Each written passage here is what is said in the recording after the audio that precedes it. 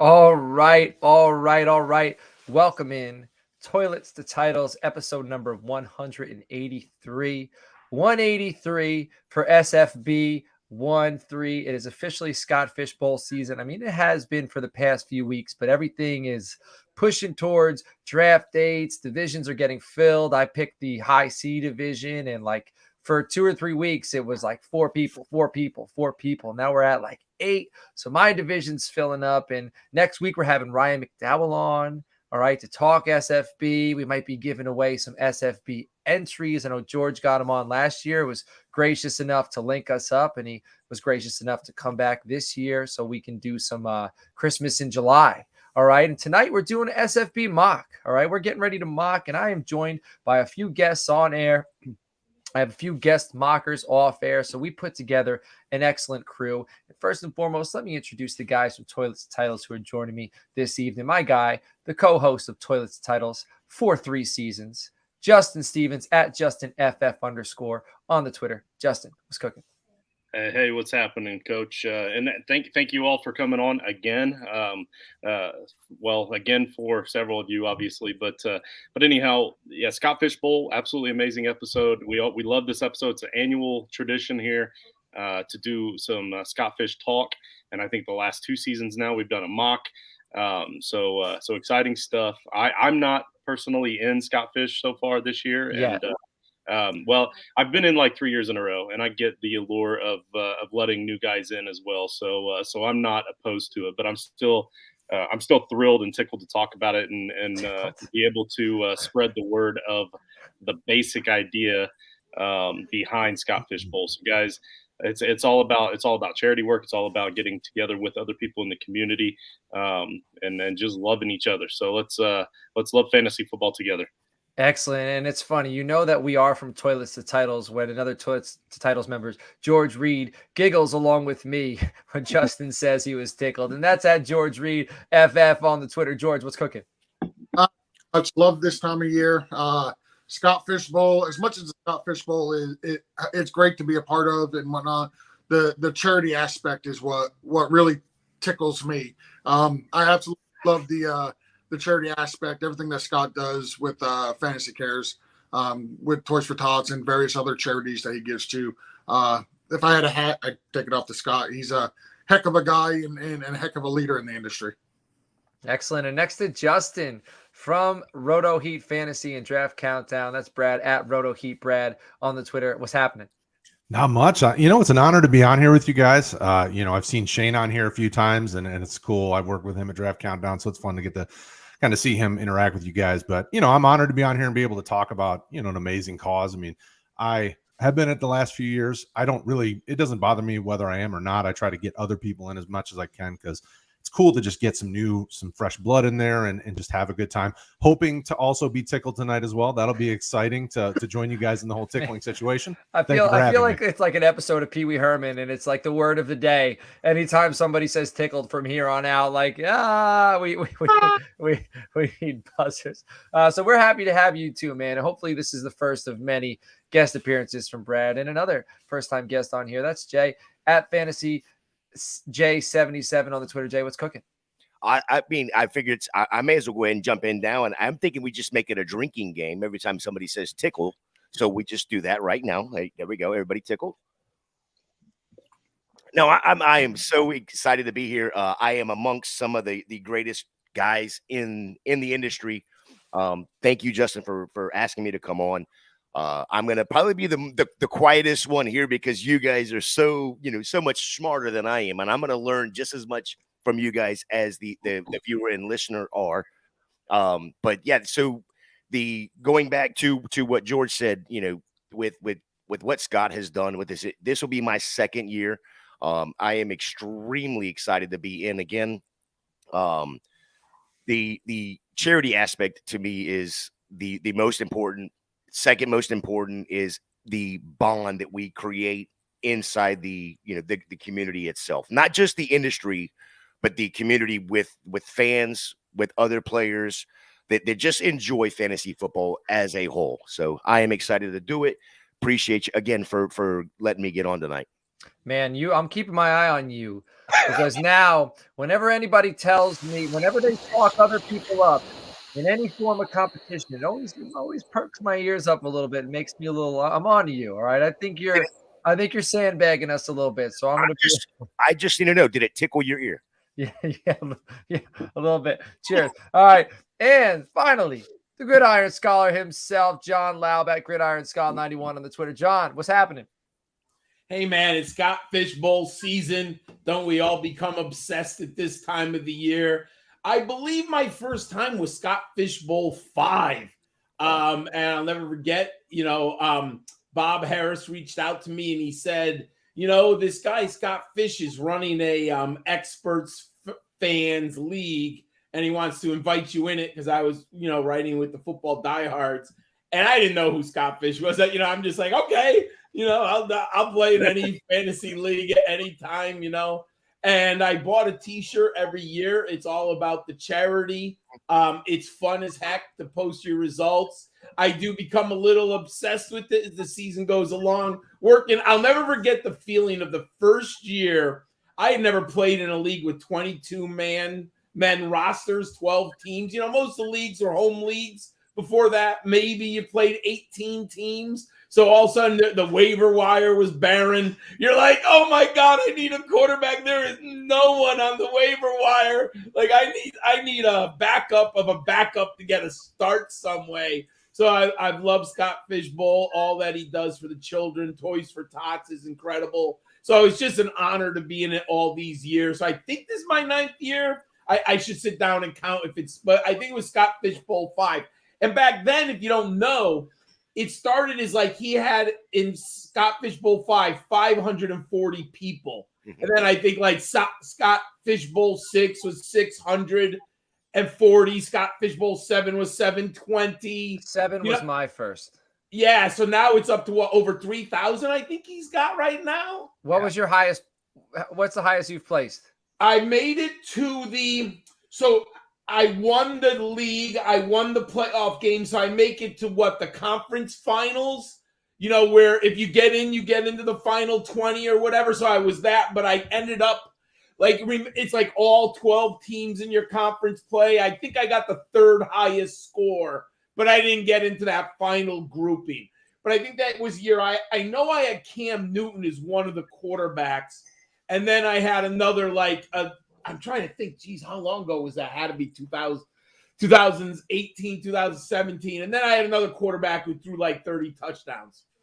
Excellent. All right. So this evening, we're going to be mocking with a few guests off air as well. I'm going to shout them out. Chris Hind. He's from Playing with House Money, the new gambling show on the Toilets Titles Podcast Network. We got Rick Beachy, who's a Patreon member of the Title Tribe. We got Dwar, who's a Patreon member, also member of the Title Tribe. We got Jordan at JordanBacks33. It's going to be drafting off air. We got Will R., another member of the Title Tribe at Will_I_am505. And then finally, we got John at JWN7113. The show's about an hour long. We're going to kick this thing off in about a minute or so. It's going to be about 50 minutes of drafting. I assume we're going to get anywhere from 8 to 12 rounds completed. If you're familiar with the Scott Fish Bowl scoring, good. If you're not familiar, you're going to find out a lot about it during our draft. I'm not going to point everything out right now because we're going to analyze our picks as the mock goes on, and you're going to understand why we're doing it based upon our opinions of the scoring and the settings. However you're watching this, it'd be greatly appreciated if you're on the YouTube. Subscribe to the show, like, comment. That helps out the algorithm, helps to push us to the top. Also, check out the CFB Nation for all your college football needs. If you have Apple Podcasts, throw us a 5-star review. That'd be greatly appreciated. We have a listener league called the Frankenstein Listener League. We're going up to 96 people this year. It's absolutely bananas. We have 26 teams to fill. We're also filling 11 spots. Justin and George are going to be handling that at the Fantasy Football Expo. They're going to draft live at the Fantasy Football Expo. So if you have any interest in that, I think it was, 2 or 3 or 4 episodes ago, we broke down kind of this year. Every year we do a rules breakdown episode to kind of get everybody caught up. Just look up our Frankenstein episode or DM me. I can give you some details, and we got some spots. So I would love to get you in there. And again, if it's a 5-star Apple Podcast review and you want in Frankenstein, DM that to me. And if it makes me blush, if it tickles me, you're going to get in for free. All right. And that's a $25 value. So, all right. I don't drink water tonight. Yeah. All right. So We I may think get through like 7 rounds. We keep drinking and getting tickled. yeah. All right. Well, hey, I'm ready to kick this thing off. So first on the clock, I know Justin, you're gonna hit the bell here, and Brad, you are gonna kick this thing off. So let's share the screen so the viewers at home they can see our mock draft board. We'll get that pulled up, and then once we get that pulled up, the floor is yours, Brad. I will tell you that as much as I love Fish Bowl, I also feel dumb in Fish Bowl because no matter how good you try to prepare for scoring and you kind of look at all the different variables, you still never really know how it's going to go. And I start with Josh Allen because, when you look at the points, you get, 0.25 per carry for rushing, like all that rushing upside that Josh Allen has. Now, I know Jalen Hurts last year had more. Josh Allen's consistent. And if I'm picking at the 1-1, which means I know I'm not going to pick again forever, I want to make sure I get as consistent a player as I can. And I feel like Josh Allen on a weekly basis is going to give that to me. How do you feel about the Stephon Diggs? I know this isn't maybe Scott Fish Bowl relevant. What do you feel about Stephon Diggs since Josh Allen headed into this year? As long as they're together, I just don't see how they don't have that connection and they won't continue to go the direction they've been going. The team has continued to build around them. They've added some more pieces to help, kind of alleviate some of that. In this situation, I'm more focused on the Josh Allen side of it. Diggs, I think, should still produce very well. I still have him, I think, projected as a nice wide receiver 1, probably more low-end wide receiver 1, but I'm not super concerned at this point in time. Excellent. All right. So after Josh Allen, Patrick Mahomes, Jalen Hurts. So we have 3 quarterbacks back to back to back. I really like it. I think there could be an argument for any one of these 3 quarterbacks. So if you're picking one of the top 3 slots, because you get to pick where you want to pick in Scott Fish Bowl, as long as the spots are available.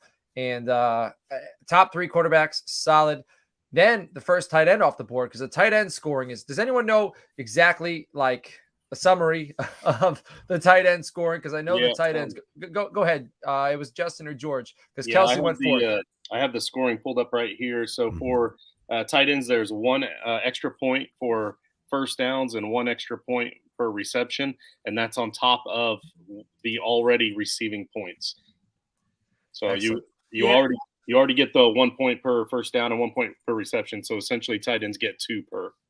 Excellent. I actually think you can make the argument, and I think there will people who do this. Kelsey will go off the board in some drafts. I think in this scoring system, there's no question that Kelsey could win you the league.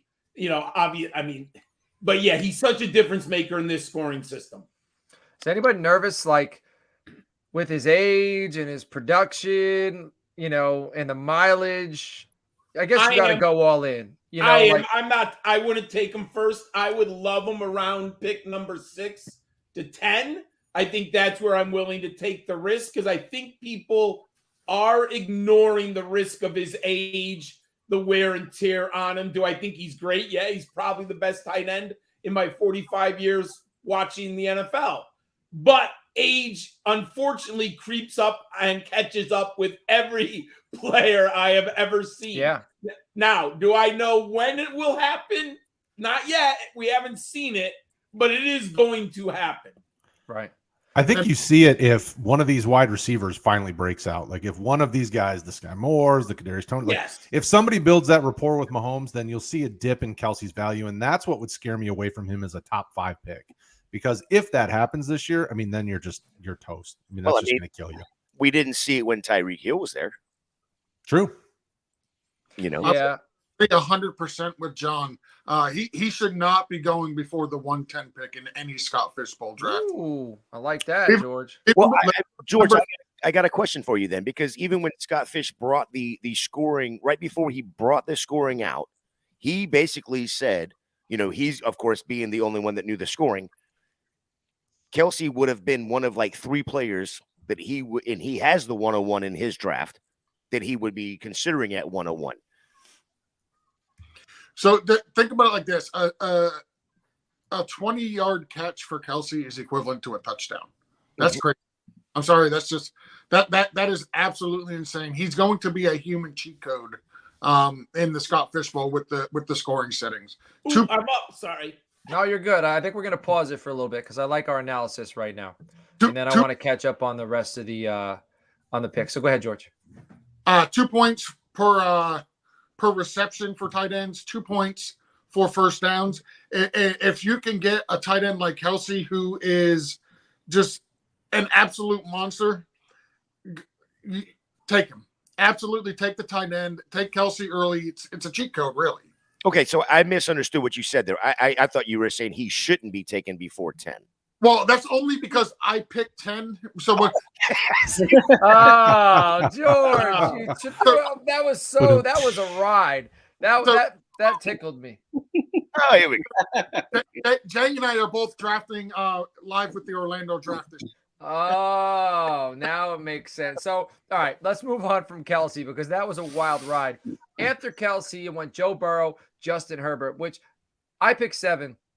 And I'm fine with either of those two, but I'm fine with either of those two, in my opinion, if one of the quarterbacks like Lamar Jackson and Justin Fields with a little more rushing upside are gone. So I was a little surprised that those two went ahead of those quarterbacks. And I could get, I mean, in the NFL, if I'm drafting a quarterback for NFL purposes, give me Burrow and Herbert. But for this, it comes down to, for me, at 7, Jackson and Fields fall into my lap. I'm going to take Lamar Jackson because I've seen him done it. I'm a little concerned with, the offense is going to air it out. They got Monken. They got weapons, but Bateman's a little banged up. Who knows how long OBJ is going to last. They bring in Zay Flowers. J.K. Dobbins is supposedly upset about his contract. So there's a few question marks, but ultimately Lamar Jackson's an absolute stud. Mm-hmm. So I go with Lamar Jackson at 7. And then, Jay, what was your selection at 8? I took Justin Jefferson. I'm going to try to, when I'm drafting in Orlando in a couple of 18 days, George, right? We're in Orlando in 18 days. So lucky. Be drafting down there live. I'm actually drafting from the 4 position. I drew the short end of the hat or the short stick here. Now I'm drafting from the 8 position in this mock. So I'm going to try at, this back end of the first round. I'm going to try to take advantage of that 3rd round reversal and go ahead and capitalize and get that wide receiver 1 right now. I still, even with, Adam Thielen out, we got Jordan Addison coming in. I do think that Addison's going to take a lot of what Thielen was getting. I don't think he's going to be able to take all of it, right? So I still love Justin Jefferson being the number 1 wide receiver. And at the 8 position, if I can capitalize, get the wide receiver 1, come back at 2 and pick somebody else, I still have the 5th pick in the 3rd round and be able to boost my starting lineup there by passing up on some of these, not necessarily, quarterback 2s, but they're the back end quarterback 1s where I can probably go get a back end quarterback 2 and be okay. I love the 3rd round reversal. I originally was picking 4, and shout out to the crew in the pick 4 chat because I dipped on them, and I moved to the pick 7 chat because I selected pick 7 because all the mocks I saw with the 3rd round reversal, 7, 8, 9, in my opinion, is the sweet spot. So I love it. So you went Justin Jefferson. Then we had the first running back off the board. Beachy went with Christian McCaffrey. And then, John, you were on the clock at pick 10. So who'd you select? I took Justin Fields. I want that. I believe there's a half point or a quarter point for the rushing first down.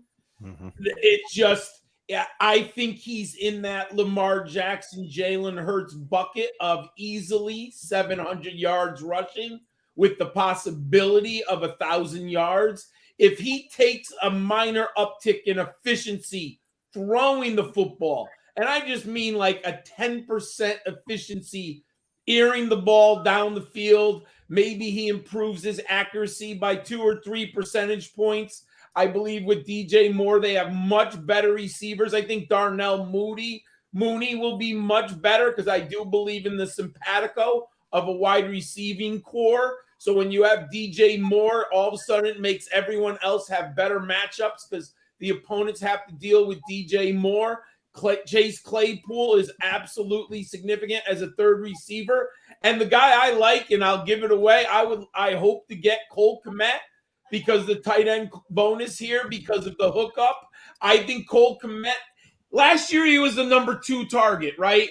It was too much for him. This year, he's going to be the third or fourth target. He's a good receiver. If I get 700 yards and 7 to 8 touchdowns out of Cole Kmet, it's gold.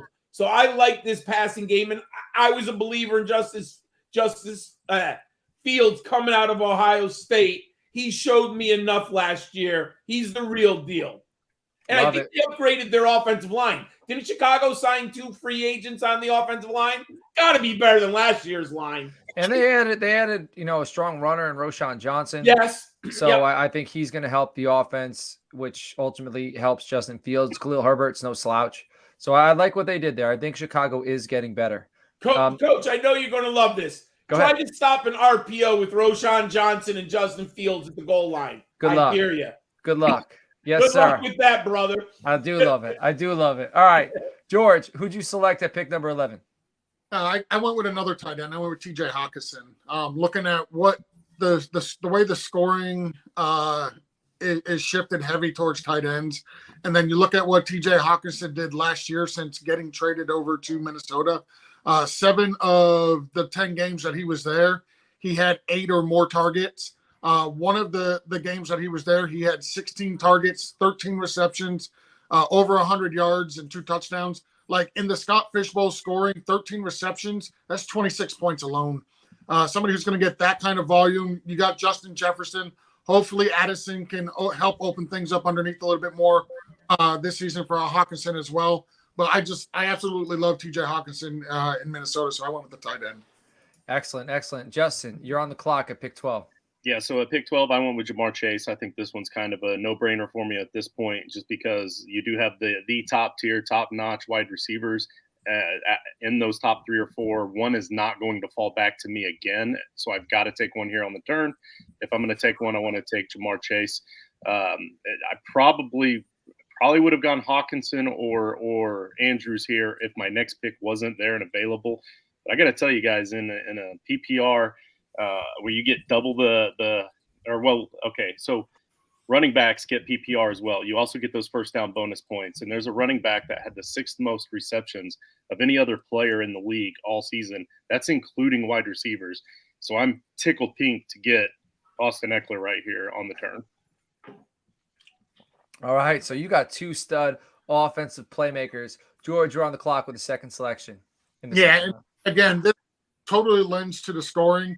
I know they added a couple wide receivers in free agency. I know they're getting Rashard Bateman back. I'm going to be tickled pink if I can start TJ Mark Andrews. I absolutely love it. Let's roll Tide. Let's go. Man, back-to-back tight ends. All right, John, you're on the clock. Second with the third selection in the second round. I'm hoping that this works out. I would lose my crap if this happens to me in the actual Scott Fish Bowl. It is my perfect plan. I take Trevor Lawrence. I am all in. I think I have him at my number 7 quarterback on the year. I love what Jacksonville's done bringing in Calvin Ridley. I expect the defense to be a little bit better. They were young. They had some breakdowns, but they should be able to turn the ball over a little bit more. I'm a believer in Peterson. You just go back. He won a Super Bowl. He almost got Carson Wentz an MVP. And now that you look at Carson Wentz is washed out of the league, I even give Peterson more credit for doing what he did.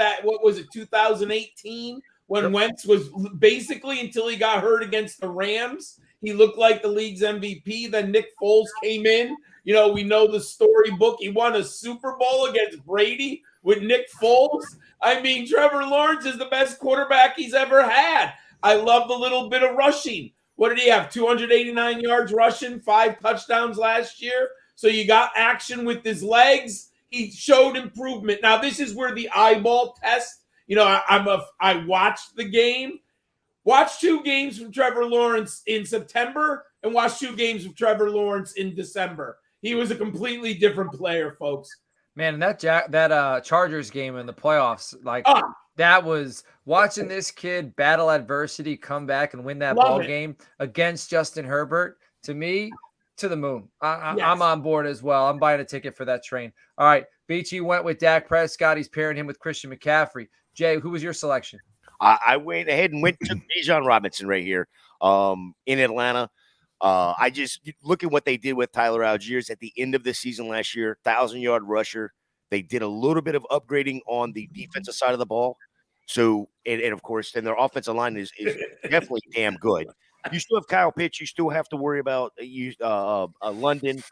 But with Desmond Ridder, I think they are going to lean on this run game. That is what the coaching staff is a run-first coaching staff. And I think with the Atlanta offense, he's going to be – when we talk about bell cow running backs, I think at some point this year we're going to sit back and go, damn it, Bijan. I mean, we all knew he was as good as he was in Texas. We all thought he could do this. We're going to be confirmed this year that Bijan Robinson is the bell cow, that we all thought he was. I love it. And then I'm going with Deshaun Watson. So I got two AFC North quarterbacks. I got a Raven, I got a Brown, which, in some years might not be a good selection, but I like Watson because the Browns are saying they're committing to the passing attack. John, me and you gushed over Elijah Moore during his draft cycle. I could go back and post clips of me and you just gushing over this dude. Now he's in an aerial attack with Deshaun Watson, and I think they're connecting. He's got Amari Cooper. Nick Chubb, I think, is a better receiving back than people give him credit for. I think Nick Chubb's one of the best running backs in the NFL, and if he wasn't in Cleveland, people would recognize that. So Lamar Jackson, Deshaun Watson, that's my ideal pairing. And then we got Tyreek Hill went off the board next, so he's paired with Justin Herbert. And then Dewar went with Jonathan Taylor, paired him with Joe Burrow. Will went with Anthony Richardson, paired him with Travis Kelce. Chris Hine went with Cooper Kupp, pairing him with Jalen Hurts. And then Jordan Bax is on the clock. So are we getting third round reversal on sleeper here? Yes. Okay, good. Yeah, and then so Cousins went with 11 selection in the second round, and then Brad, you're on the clock. You started this thing off with Josh Allen. Where are we going? So I struggle with this one because I have that third round reversal. So either here I was going to go running back or I was going wide receiver. I went with CeeDee Lamb just because of how they have been running this offense, and it looks like they'll probably maybe lean on him more, especially with Tony Pollard dealing with injuries. He could be the focal point of this offense. So give me that opportunity and that upside, maybe, hopefully. John, can I ask a quick question? Because we just saw it with the 3 pick and the 4 pick with Hurts being picked at 3, and of course you taking Allen at 1. Neither one of you, both of you had the opportunity to, but neither one of you stacked with Stephon Diggs or AJ Brown. I don't focus on stacking. I kind of look at the opportunity and the potential upside, especially early on in these drafts. I try to go for the guy I think has the highest potential ceiling, and it typically bites me. Like 2 years ago, I think my first time in the Scott Fish Bowl draft is when they really started using a lot of tight end premium. I went tight end with my first 2 picks, and I think I was picking at the 2 or 3 spot, and everyone laughed at me, and it failed miserably. I think I had Kittle and it was Kittle and Kelce were my top 2 tight ends, and it did not go well. Kittle was hurt, and Kelce played amazing. So I've always kind of been I want to go for the ceiling and really try to get that boom play, because I can always try to come back later and maybe go safer and maybe try to stack some different things. But for me, it's always look for the big shot. You know what I found in the Scott Fish Bowl? When you fail, you fail. Like, you're just like, oh man, every sleeper, every pick, I get an injury, my guys don't develop. It goes south bad. I think I had my waiver wire money spent by like week 3 or 4 of that season. I was ridiculous. I've seen people spend their entire, what does he give, $100? I've literally seen people give $100, like James Robinson in what was that 2020. People literally spent $100. I put in like a $45 and didn't even come close. What about Pacheco last year? What? What about Pacheco last year? People are going crazy for him too. Yeah, he must have gone over 80, I'm sure. I would, you're right. That would be an interesting thing if Scott could do it. When you look at the waivers for the year overall, go and figure out who is like the average price for the waiver wire. That is interesting. That would be cool. That would be probably cool. I mean, wouldn't that just be running a formula, right? You probably can do it if you know how to. I don't know how to write it, so don't ask me. But I'm sure it's something that's possible. It's all in the database, right? Yeah, you could. Somebody can dive deep and figure that out. But Justin, you're on the clock with the first selection in the third round. Where are you going? Yeah, real quick for the viewers, somebody in the first 2 rounds has done the best and somebody has done the worst, give us a comment in the comment section. Let us know who's done the best so far and who's done the worst. Personally, I knew missing out on a quarterback on the turn was going to force me to kind of take one here with the third round reversal, because now I'm not seeing one again for another 24 picks, 23 if I don't. So I took Aaron Rodgers, because you all know my love for Aaron Rodgers, and especially when we have an angry Aaron Rodgers, I think he's still got it. He had that hiatus with me in the really dark room for that couple of months, and we talked it over. He's good in his head. He's ready to go. He's about to put the Jets on the map. All right, George, you're on the clock. Yeah, and I'm gonna. So this is a mock. Let's make that perfectly clear. So I'm gonna do something that I have not done in any mock yet that I've done, and I've probably done about 15 of these Scott Fish Bowl mock drafts. I'm gonna start Trips tight end. Whoa. All right. That tickles me. Holy cow! Holy cow! Is right. All right, we want Trips tight ends. John, where are you going? Well, you sold them, but I love them. I've been taking them in the first round, second round when I can get them on the turn. I'm taking Nick Chubb. The points per carry, the consistency. Arguably, he will finish in the top 6. He has the ceiling of a top 3 fantasy running back. I just love Nick Chubb. I do think, unfortunately, he's a better NFL runner than he is per se fantasy, especially because of PPR and the way the Browns have divvied up carries with Kareem Hunt and other players on the team. But I do think he's just the pure best running back. I'll say this, I think between the tackles, he's got the best feet of any running back in the NFL. But maybe this is the year he gets his 18 touchdowns and 1,500 yards on the ground. So I like Nick Chubb in this format, third round. All right, Beach, you went with Devontae Adams. Jay, you're on the clock. Yeah, my thought process has really backfired on me right here. No, because I thought I was going to end up with a quarterback here, which I truly need. But at the same time, I'm like, man, there's players on the board that I want. And I like Justin said, I'm not going to see a quarterback for, I'm not going to have any of these decent quarterbacks. So I'm going to go ahead and go quarterback right here. And I'm probably going to take a little bit of a reach on this guy, but I'm going to go ahead and take it for the rushing upside. I'm going to take Daniel Jones. Man, so we're going to have back-to-back Giants. So I wasn't going to go running back early. I was going to kind of wait, and that's kind of been my strategy.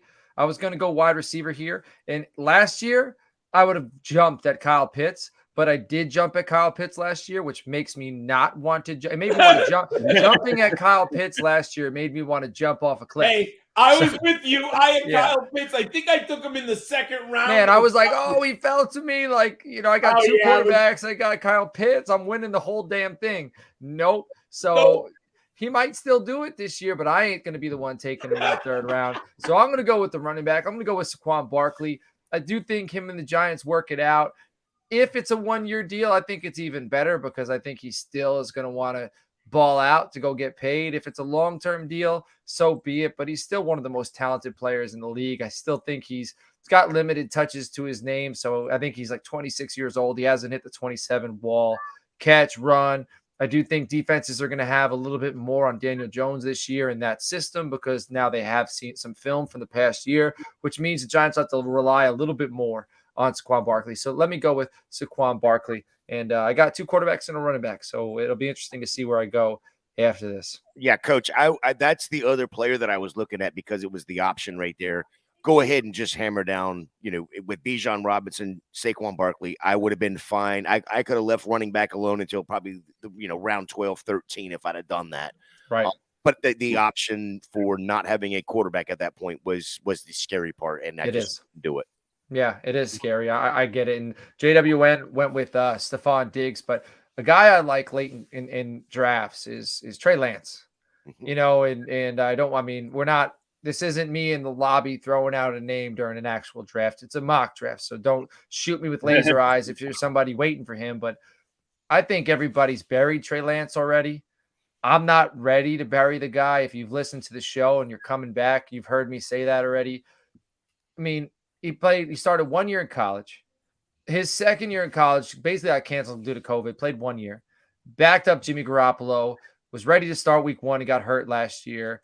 Yes, they had a quarterback in Brock Purdy come in and play really well for them, and people are worried if Brock Purdy looked good in that system, I can't wait to see what Trey Lance looks like in that system. So he's a guy that if I'm waiting on a quarterback, that's somebody I'd like later on. But A.J. Brown just went off the board. So Dwar has Joe Burrow, Jonathan Taylor, and A.J. Brown. That's a pretty strong lineup, and now Will is on the clock. Does anybody have any comments on the most recent picks? Yeah, I think Stephon Diggs and A.J. Brown at 307 and 308, those were guys that I would have probably taken at 301 had I not needed a quarterback so bad. So I think that's really good value right there. Excellent. Go ahead, John. I saw you were ready to chime in. You're muted, rookie. Yeah. Oh. Did he not hear that? Here, hold on. Let me unmute him for him. I'm sorry. I was talking to my wife about the cats. Oh, yeah. What the hell are those cats getting into, John? Well, long story short, we lost one for about 24 hours and it just came home. So I just saw it. All right. It went on a venture. Who knows what the cats did when they're out? I mean, but I was thinking the Justin Herbert team, you're sitting there and in the third round reversal, and maybe Keenan Allen last to him. I think Keenan Allen would have been a very fascinating pick to team up right there, or maybe he gets Mike Williams. And you had mentioned this earlier with Jalen Hurts. And he took Cooper Kupp, which I would have also. Mm-hmm. But now, Devontae Smith to me or Dallas Goedert, I have had, this is my 11th or 12th draft. And the times I think I've gotten Hurts 3 times. And in 2 of the drafts, I got Devonta Smith. And in 1 draft, I got Dallas Goedert. I think A.J. Brown is hard to pair with Hurts, because they go off, in the same kind of vicinity sometimes. So I think you were right, but you don't have to necessarily do it with A.J. Brown when Cooper Kupp is on the board. I love it. And then we had Amon-Ra St. Brown go, Derrick Henry went, Josh Jacobs went, and then Brad, you finished the 3rd round and you started the 4th round. So give us your 2 picks. Yeah, at this point, I was really considering a tight end. But there's a few that I like later that I would just rather just sit and wait on. A couple guys that I really think could have really nice value this year that I think people are kind of sleeping on, in Dalton Schultz, as well as Pat Freiermuth. I think they could fall down maybe another round or 2 potentially. Obviously not now because I named them, but that's kind of, those are the 2 tight ends I would start considering here because I think they have a lot of sleeper value. I decided to go with, I believe Aaron Rodgers' revenge tour is big, and I think Garrett Wilson's going to be a big part of that. So I want to go with that upside, and then I needed to have a second quarterback that I felt comfortable with. If I said that this time last year, people probably would have laughed at me, but Geno Smith feels comfortable as a quarterback 2 in a super flex. Has a little bit of wiggle to his game for some rushing, but they've upgraded their offensive line. They've added more help in the backfield. I mean, this team is a year stronger and better and more cohesive, and I feel like Geno's going to do a fine job. I don't know if he reaches what he reached last year, but last year he was a back-end QB1, if I remember correctly, in fantasy, so yeah, I'll take that all day. Yeah. Geno, I think he was top 10, 9. wasn't he? Was he 9? Okay. He was, I believe, number 9, depending on your scoring. I was thinking somewhere between 10 and 12. So he was incredible. Yeah. Now, I'll say this. I love Geno. If I didn't take Trevor Lawrence in the 2nd, I would have taken Geno in the 3rd. Mm-hmm. That's how much I like him in this format. And I just think the Seahawks are going to be good. Mm-hmm. It's QB5, yeah.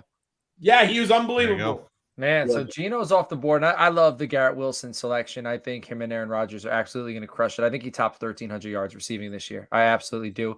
We saw Ramondre Stevenson went. So backs went with Josh Jacobs and Stevenson in back-to-back picks. That's pretty sound. I was sad to see Dallas Goedert go. 3rd selection in the 4th pick. That's somebody I was hoping to take. Chris Hind, crushing it. Will went with Tony Pollard. That's another back I was absolutely considering. Then we got to see Jared Goff and Tua Tagovailoa go off the board, which pushed the player to me that I am very happy to select. And I'm going to go with Jalen Waddle because I think Jalen Waddle is an absolute dude. Last year, I was a little early. I thought he was going to outproduce Tyreek Hill, and George knows that because we had a bet, and George was right, and I was wrong.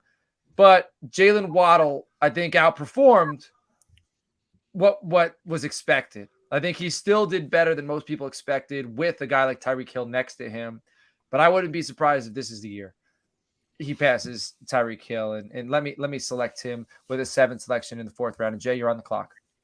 Yeah, so this is exactly the person I was hoping to get here at 4-8, and why I did not take Barkley and I took Jones. I'm going to go ahead and take Najee Harris right here. Love it. He was Love it. Yuck, I hate you. Last year. To be honest, I mean, they upgraded the offense. I love you. You know that. And this is exactly, this is exactly why. It's only his 2nd year. Now he is set for to actually be possibly a top 5. And in this scoring, with the amount of, this, as Scott says, this is all about volume, all about indulgence. Right here, Najee Harris in the 4th round is nothing but indulgence and volume. I love it. It's going to be I love it. Pittsburgh's offense. And we saw T. Higgins go off the board. So Beachy's got 1 quarterback. He's got 2 wide receivers, a stud running back. And then, John, what's your selection? I took Jahmyr Gibbs. I had hoped Najee Harris would have fallen to me. That was my preferred. So nice snipe in there. I guess it's not technically a snipe, right? A snipe just is 1 pick ahead. But I'm very happy and comfortable pivoting to Jahmyr Gibbs in this format. I believe the Lions took him, was he picked number 12 in the 1st round? And if you historically look at the draft capital spent on a running back in the top 15, the opportunity is going to be there. The Detroit Lions are going to give Jahmyr Gibbs the opportunity to be successful. Also, we get the bonus points with the pass catching. I think Jahmyr Gibbs has upside of 70 receptions. I think the floor is 45 receptions. So I absolutely love. Now, touchdown equity might not be there. I don't think he's got 14 touchdowns in him. But if he gets 9 touchdowns, I'm okay with that. 5 rushing, 4 receiving. And then I'll just take the points in the passing game. I love it. I love it. All right, George, you're on the clock. And Justin asked the question everybody was wondering at home. Which tight end are you going with next? Well, I would love to point out that Kyle Pitts is still on the board. Yes. And it's now the back end of the 4th round. And you guys have lost your mind by letting him fall all the way to. Don't. You can't. So, I can't. Playing against 3,000 other people, not just 12. But I'm not taking a tight end. I am going to go with the running back. Can you play 4 tight ends? Is it possible? Yeah, you can. Yes. Okay. So it was at least a starting lineup feasible opportunity to do it. Right. Yes, but he didn't. I played 3 tight ends most weeks last season. Justin, you were on the clock. So I really wanted Breece Hall there, not gonna lie. But I also know he is possibly one of the last at the top of the list here as far as tight end. And again, when you're drafting on the turn, you have to understand what's going to come back to you. If I don't take Kyle Pitts here now, I may as well just wait for tight end deep. And there is still that chance that he has that breakout. There is still that chance he bounces, or he actually gets touchdowns this year. So I'm going to go with Kyle Pitts here. And then it gets tough because I really kind of thought I'd have Breece Hall there. It's not an ideal stack. I don't really like to stack quarterbacks with running backs necessarily, but that would have been a natural one for ADP purposes. But there is another running back that I'm really intrigued by in that offense.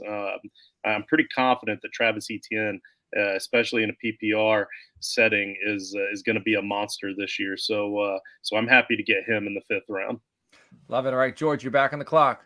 Yeah, and now I'm gonna have to pull the trigger on my first quarterback. I cannot wait until the 6th 11 to draft my first quarterback because I'm gonna be starting Mac Jones. So looking at the available quarterbacks, and there's actually one that I really do like. He had a really bad year last year. I mean, it was atrocious. They actually created a Twitter page to see if he had more when he would throw more touchdowns. Bathrooms he has in his house, and it didn't come to fruition until the end of the year. But with the new head coach with Sean Payton, I think Russell Wilson is due for a bounce back season, and I'm going to ride that roller coaster with Russell Wilson as my QB1. All right. Oh, John, Chris Olave, man, love that selection. That's a snipe right there, John. Yeah, and this is a format. If you're playing in most leagues or best ball, Olave's gone by the 5th round. So you will have, which is very interesting in the Scott Fish Bowl, because of the super flex or 2 quarterback, and then you have the tight end premium. It does allow high quality receivers to slip down the board. So I'm very comfortable waiting on the receiver position in this format, knowing that people are going to go for those tight ends and those quarterbacks. Now, I'll be honest. I did want Kyle Pitts. He was in my queue. I would have taken him, but I'm happy now to just, you know what? I don't think there's a lot of separation any longer in the tight end position. So I'll just figure something out as we move along here. But I love Chris Olave here at this value in the 5th round. Love it. Jay, you're on the clock. Yeah, and I'm just going to go ahead and stack my tight end right now with my quarterback and get probably what's going to be a top 3, top 4 tight end when it's all said and done in Darren Waller. And a big smile goes on my face as I take Dalton Kincaid because I am drinking the Kool-Aid. Von Miller came out today and said that Dalton Kincaid is an absolute freak show. I know it's rare that rookie tight ends produce, but Buffalo is going to chuck it. Stephon Diggs is going to demand attention, bracket coverage from a corner and from a safety, which should open things up for Dalton Kincaid. And I think they're going to use him. And I also like that Dawson Knox is still there because Dalton Kincaid is going to be used outside a lot more. So he's going to be designated as a tight end, and he's going to be used as a wide receiver too on a lot of situations. So I'm happy with that selection. JWN goes with DK Metcalf. Dwar goes with Kenneth Walker. So we're seeing the running back go out there in Seattle. And then Will is on the clock. Does anybody have any thoughts about the recent selections? Go ahead. I have a question for you because I think the Dalton Kincaid is an interesting analysis for all our viewers tonight and just as fantasy fans. Historically, we know the tight end position has been very bad as rookies. Mike Ditka, Kyle Pitts might be the only 2 to ever go over 1,000 yards. And Ditka did it before I was born, so I know I'm the oldest man here. And who did Pitts have at quarterback when he did it? You know? Matt Ryan, right? Wasn't he the quarterback that year? Well, like the shell, the shell of the leftovers. Yeah. So my question, look, he was washed. My question, though, you feel confident that Kincaid is good enough to break the historical trend at the position, at least perform well? Maybe not have 1,000 my yards. analysis was he's going to be used as a receiving option, as a receiver. Okay. So I think with Dawson Knox there, he's not going to be – he was drafted as a tight end, but he's going to be played as a slot receiver a lot, which is – I think when this season's over, it's not going to be fair to compare him to tight ends of years past because he's not going to be used like tight ends in years past. That's how but it's also Scott Fish Bowl. So I'm trying to dunk it here, like. Yeah, totally cool. Did you think of you have Watson? Did you think of a Njoku instead of Kincaid at that spot? No, if I'm taking a tight end here, I'm going all ceiling. I think Njoku's high floor, but I also think there's other high floor plays like an Evan Ingram, like Okonkwo, Dulcich in up there in Denver with Russell Wilson. So there's guys I like with high floors, but I wanted a shot at the high ceiling. I look at Kincaid similarly. It's fair. I look at Pitts in the sense of they're not the inline tight end, right? And we haven't seen that since Jeremy Shockley, and when he was in New Orleans and then in Seattle, and there was a whole thing about he didn't want to be paid as a tight end; he wanted to be paid as a wide receiver because that's the position that they played for the most part. And I think that's Kincaid is still again a rookie, so we'll see what it's going to come. I'm surprised that he's in the 5th round here. I don't think I've seen him go this high, but I'm not shocked about it because when you're playing Sky Fish Bowl, you truly want to be different from every single everybody else in the field, and you're trying to be different than 3,000 plus players. So I don't hate it. A little surprised, but not shocked. All right, I'll say that's why the 3 tight ends isn't really that crazy. No, because it's so different than everyone else. Love it. So after Kincaid went DK Metcalf, Kenneth Walker, Devontae Smith, Joe Mixon, Aaron Jones, Evan Ingram. I love the Evan Ingram pick, Brad, by the way. Dameon Pierce, who Brad picked as well. Then Deebo Samuel, Matthew Stafford, Alexander Madison, Miles Sanders, Pat Freiermuth went. And now I am back on the clock here. There are some interesting options at wide receiver, but I think these are all, I really like Brandon Ayuk, but I don't think I'm willing to take him here. Now, my question is, DeAndre Swift in Philadelphia, is he going to stay healthy for a season? Are they going to use a premier back? He's only got 1 year left on the deal. So are they bringing him in thinking, let's run him into the ground? I know Jalen Hurts is going to take some of his touches. So I think I'm going to go with DeAndre Swift here. This is another gamble. I'm going back-to-back gambles, but in the middle rounds, especially having Jackson, Watson, Barkley, and Waddle, I feel like I got very safe picks there. So I'm going back-to-back gambles. And then, Jay, you're on the clock. Oh, Lord have mercy. I'm actually at this point, don't even know where I want to go. I've rainbowed this thing so far, so that's good, I guess. And rainbow is you're taking different colors for the position, for those listening at home. I just don't know if I can let this quarterback go another round. Yes, you can. I'm not saying no. I don't know. I don't think I can. He'll make it. I won't take him. Right. So I'm going to go ahead and take him right now. I'm going to go ahead and pair.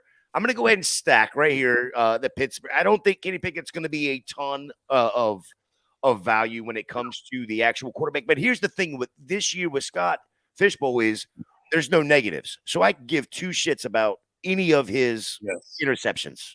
That's huge. Justin, is that who you thought he was going to take? No, but I mean, that's what I thought you were talking about. So all right, so Kenny Pickett's off. I think I know who you think he was talking about. Justin. I still love the pick though, and just like he was saying, like once you take away the negatives, that does make the quarterbacks even more valuable. So you're going to start two quarterbacks in Scott Fish Bowl this year, regardless. Yeah, absolutely. I think I know who Justin was thinking I was talking about.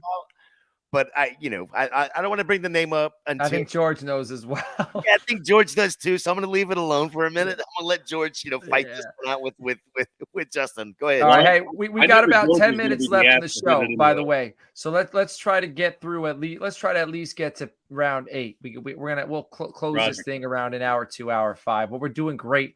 I appreciate you all. Dalton Schultz just went off the board. John, DJ Moore, and Chris Olave. I like the upside there.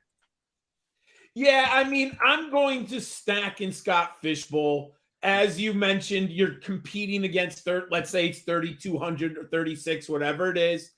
If Justin Fields is the quarterback I believe he's going to be, and especially throwing the football, well, then DJ Moore is going to be the guy that gets him there. Now, if I fail because the Bears passing game, I'll live with it. I'm going here betting on the upside of this passing game. DJ Moore, what has he played with? 6 quarterbacks since he arrived in Carolina? And this isn't even being bold. Justin Fields the best quarterback he's ever played with. So if he can have as much success as he did in Carolina with Justin Fields and the Bears, I'm very happy to get him in round 6 and stack him with Justin Fields. Love it. Justin, you're on the clock. Back-to-back picks. Okay, so I was fortunate he did not take my quarterback there. George did not take my quarterback. I'm pretty excited about that. A guy that I'm taking in a lot of redraft leagues that have deeper playoffs or deeper rosters right now at this point typically is going to be Kyler Murray, but that's not the guy I'm going to take for Scott Fish Bowl because you can't afford that kind of a weight, that kind of a hit in a league this size that early in the season. So I've set myself up nicely for a strategy I like to do where I take 2 quarterbacks back-to-back on the turn a little bit later in the draft like this in the hopes that one of them will pop. So I'm going to take Jordan Love because I think in his 47th year in that offense, he knows the playbook really well. And even though he's probably going to retire before Aaron Rodgers, I think he will have a few great seasons. So I'm going with Old Man Love here. And then if I'm going to take the old guy, I'm going to take the young guy as well, who Bryce Young. I think that entire offense is going to have to rely on Bryce Young at a very early age. There's a chance that he pops. And if not, he's my backup quarterback. So between the two of them, I'm pretty confident that one of them are going to get me solid QB2 points week in and week out. All right, George, where are we going? I want to say something. I think Justin, just one thing. What Justin is doing for the viewers, when you are on the end, you've got to think you don't get another pick for 22 guys. Mm-hmm. Justin double tapping the quarterbacks here. He probably he might not get a starting quarterback if he waits another 22 picks. So I think he's been thinking about this. He said it with Pitts. He's thinking about what is going to be on the board 22 picks from now, and that's good drafting. Yes. So I was going to take Jordan Love there, Justin, but I wanted to stack Purdy with George Kittle. So I figured I would get a chance to get Purdy unless I took him at this pick here if he came back in the 8th round. So I would have taken Jordan Love if I didn't have Kittle already on the roster. I did want that stack. Next, I'm going to go with a running back. This is a guy I'm higher on probably than most anybody. Cam Akers. I absolutely love this guy. What he did the end of the year last year, being another year removed from his ACL tear. I'm expecting huge things from Cam Akers, and he's probably the second best weapon in the Los Angeles Rams offense behind Cooper Kupp this year. All right. And then John went with Okonkwo at tight end there in Tennessee. What are your thoughts? Oh, I'm in love. I'm just absolutely in love. The athletic ability is off the charts. I was breaking down his performance last year. He scored 0 points in 4 of the first 6 games that he played. And in the 5th game, he scored like 1.2 points. So his basic scoring came in 11 games to close out the season. They didn't bring in anyone. I mean, they have this is the easiest funneling tree that I can see. It's Burks and Okonkwo. That is literally all they have. No matter what you think of Ryan Tannehill, no matter what you think of the passing game, really, who else is catching passes in Tennessee this year but these two guys? I mean, the depth chart is bad. So I love him. He's in my top 10. In this format, I love Okonkwo here. Now, in my home leagues, Okonkwo is going to come back to me at that 8, 9, or 10, 11. So, yes. Let's dial this down a little bit, John. All right. So Jay went with Calvin Ridley. I stacked Deshaun Watson with Amari Cooper. Then we saw J.K. Dobbins go off the board, followed by Drake London. And now Will is back on the clock with the 9th selection in the 7th round. He went Christian Watson. So we're seeing Keenan Allen fall a little bit and Terry McLaurin. So Chris Hine went Matthew Stafford with his last selection. Kyler Murray. I was considering going Kyler Murray, but I had already went back-to-back risky picks. But seeing Kyler Murray in the 7th with the upside, regardless of the possibility that it completely fails, just the upside there. And also, it's addition by subtraction. If you pick him and he blows up, that's taken away from somebody who waited on. If you punted on quarterback and you get Kyler Murray late, and then he crushes it, like you killed it. You're killing it. But if you pick him as your 3rd quarterback and prevent somebody who punted on quarterback from taking him, you're doing yourself a justice. All right, we seeing Keenan Allen off the board. John's guy, Sam Howell off the board. Cole Kmet. Sam Howell and Cole Kmet are off the board. So we are officially in the 8th round. We might be able to get through 9 if we all get on our horses for this. 9. Yes. Who mentioned Cole Kmet earlier? Yes.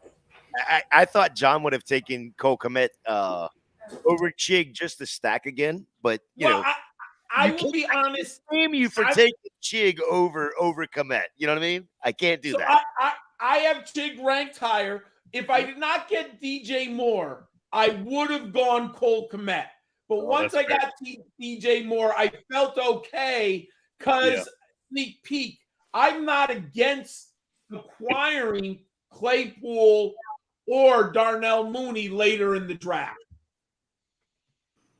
All right, so we had Rachaad White, Tyler Higbee, CJ Stroud, David Njoku all go off the board after Cole Kmet, followed by Trey Lance. Solid selection there. So we have Trey Lance and Brock Purdy both off the board within probably about 24 picks of each other.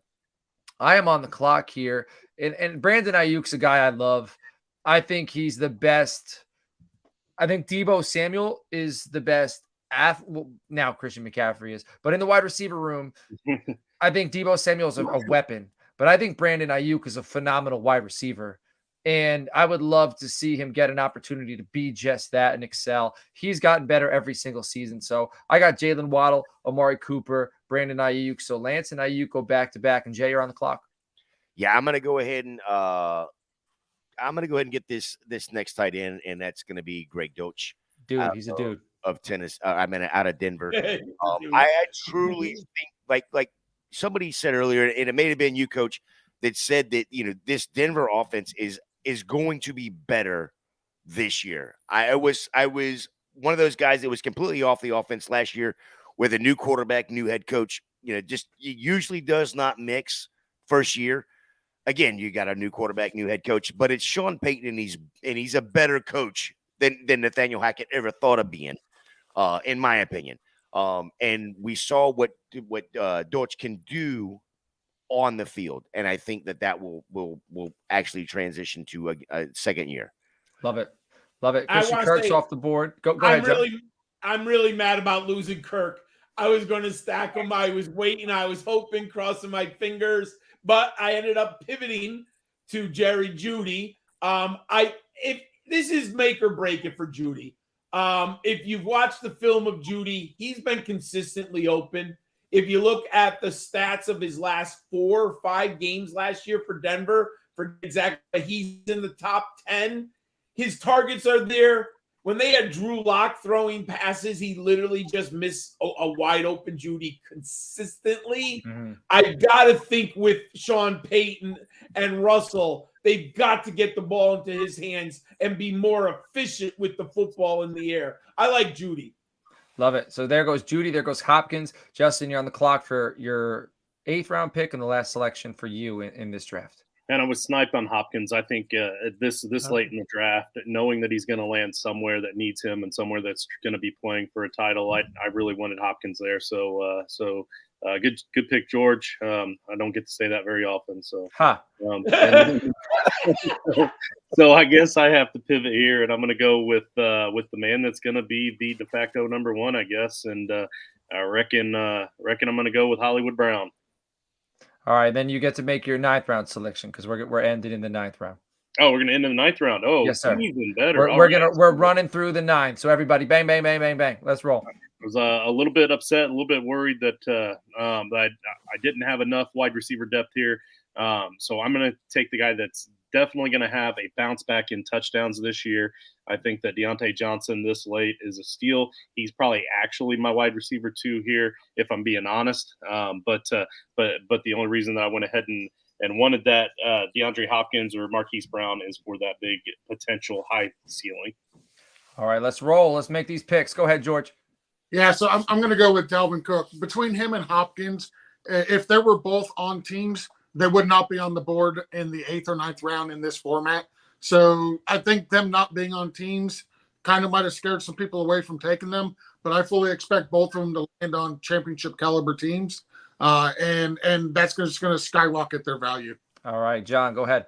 And I am correct. There's points for carries in this new Scott Fish Bowl, correct? Yes. All right. Yes. I haven't touched the running back position in 5 selections. I'm going back here. Isaiah Pacheco of the Kansas City Chiefs. He should get he should get 200 carries, and maybe he gets 8 to 10 touchdowns. So I'll take Pacheco as my 3rd running back. 0.25 per carry. And then Montgomery's off the board. Yeah, 15 a game. No, Montgomery went off the board before Khalil Herbert. And Herbert inherited the backfield, even though Roshan's still there. David's going to be somewhere where Jahmyr Gibbs is. So, Jay, you're on the clock. Yeah, that John pick right there was payback for the Najee Harris pick, because I was definitely right there. You know what? This may seem somewhat of a reach, just in Scott Fish Bowl, but it's not going to be a reach when it comes to ADP. somebody in Tampa has to catch footballs, Mm. and that person is going to be Chris Godwin. I will go ahead and Someone take Chris has to Godwin catch it. every chance. All right, I'm going with Desmond Ritter, kind of for the same reason I No! mentioned about Kyler Murray earlier. I'm just thinking with Drake London, with Kyle Pitts, with Bijan Robinson, if he booms, I'll have him on my bench. It'll also prevent somebody else from picking him. So that's why I'm taking Ritter. And I heard somebody was upset over there. So Coach, I did this. I did a mock last night, and of course, now again, I'm picking from the 4 position in Orlando, but I was in the mock was picking from the 1 position, and I took quarterback, first 3 rounds. Wow. He's playing defense as well, kind of right. Yeah. playing it and been playing defense. So the thought process of kind of playing defense as well as, yes, may have 3 top 12 quarterbacks, and one of them is going to sit the bench every single week. So I'm suffering, as far as points are there. What is the thought process of when you are trying to play defense when it comes to Scott Fish Bowl? Well, like I said, so just if somebody waited on quarterback, chances are they're better than I am at other positions. So I don't want them to wait and be rewarded for waiting. And also, this late in the 9th round, someone as high with high upside as Desmond Ritter with that offense, I just feel like having him as a bench player based upon some of the options, other options are available. I just think it's kind of a win-win for me. So I like that. But we just ended this draft. So Alvin Kamara went after Desmond Ritter, Michael Pittman, Javonte Williams, Terry McLaurin, Tyler Lockett, and Treylon Burks. Fellas, if you want off air, we could finish the 10th round, and then I'll go ahead if you don't mind, because we have a head-to-head IDP podcast coming on after this. If we want, we can finish the 10th round. We'll post it on toiletstitles.com. Everybody who's listening at home, we appreciate you. If you're not in the Scott Fish Bowl yet and you've stayed here for this entire episode, let me know. Ryan McDowell's coming on next week, and he may be giving away some slots, so we may be able to put in a good word for you. Whoever you think did well, whoever you think you didn't do well, any of the strategies you like, comment with all that. And fellas, I appreciate every one of you for joining the show tonight, coming on this mock. Everybody who drafted at home, who wasn't on the show, we appreciate you. Make sure you stay with us. Toilets to Titles, head-to-head IDP podcast coming up next. We will catch you all later on. Take